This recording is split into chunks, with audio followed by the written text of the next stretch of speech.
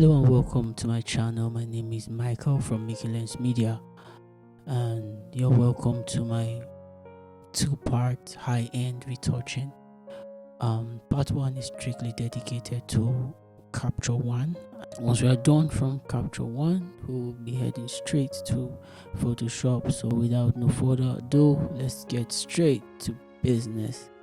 Alright, so once I'm in Capture one thing I like to do is I like to turn on my exposure warning, just so it's able to show me when my light is beginning to blow out.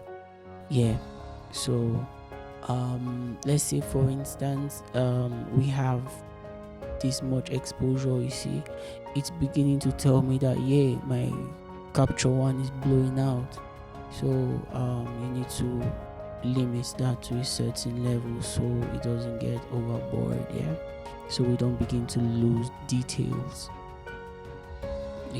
So if for any reason you can't find exposure warning here, you just need to click on the dashboard here and then you customize, and you should find your exposure warning line somewhere around here. So you can just activate that and just click done, and then that's it. Alright, so once we're done with that, basically what I like to do, I will be working on these sliders right here. And first things first, I like to come to my levels adjustment here, and I pull in my blacks a little bit, to a place where I think is fair, and I pull in my white a little bit, and you can see, like I said earlier, it's beginning to peak. Instead it's beginning to blow out, really, so we don't want that. So now what I would like to do is I'll come to my DAs and pull it up a little bit, and to my structure in my clarity segment, I'll pull it up a little bit and pull up my clarity as well. Right, so that's it. Then I'll come to my high dynamic range and I'll pull back my blacks a little bit, just so it adds texture, just so it adds a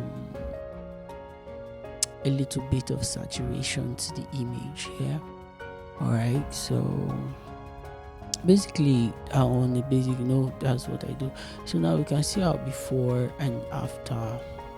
This is after, this is before, this is after. You can see we've tried to clean our image to a certain degree, but that's not all we want to do right here in Capture One. So we'll be diving straight to our color wheel right here. Alright, now on the color wheel, first things, we'll first go to our advanced settings here, and then we'll click on the color picker tool here. So once we do that, we come to maybe the skin or the background, wherever we want to, whichever color we want to take care of, we can just select that, and then it creates kind of like a layer for you where you can work. So that's one beautiful thing about Capture One. It helps you create colors in different layers, so you can work on every color independently. Alright, so this is the part here where we have succeeded in selecting. Right now we don't want this yellow part or the red part to be part of our selections, because that is coming from the skin and the red on the dress, and also we try to see how we can limit that, because the background is for the most part greeny. So and then this is the kind of look I was going for when I was shooting this image. So so if we have limited this, let's say we want to change the hue, if we add this up, you see it's affecting the greeny part of the image here. So that's it. So let's say we're trying to see how we can make the background a little darker. Alright, so we're trying to make the greens a lot more darker. Let's say -26 is perfect. Alright, I think it's okay for me. Let's go to the skin tone. So for the skin tone, we just come to our color picker still, and then we select any part of the skin that we think is alright for us. So again, we're trying to limit it away from the red, which is this red here, and then obviously there are some reds in the skin because of the color spills and all. So, and then let's limit it away from the green also. Now we're trying to stay on the skin color, right? So let's see how we can unify this a little bit. If you take it all the way, you see there is a way the contoured part of this image is beginning to look like the overall skin. So that's not what we want. So we want to limit it to a certain degree where we still have our highlights separately, our shadows and all, right?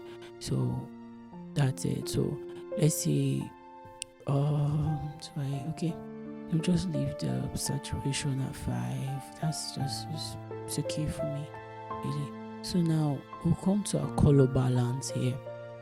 So on our color balance, we are going to touch the highlight differently, the mid-tone differently, and the shadow differently.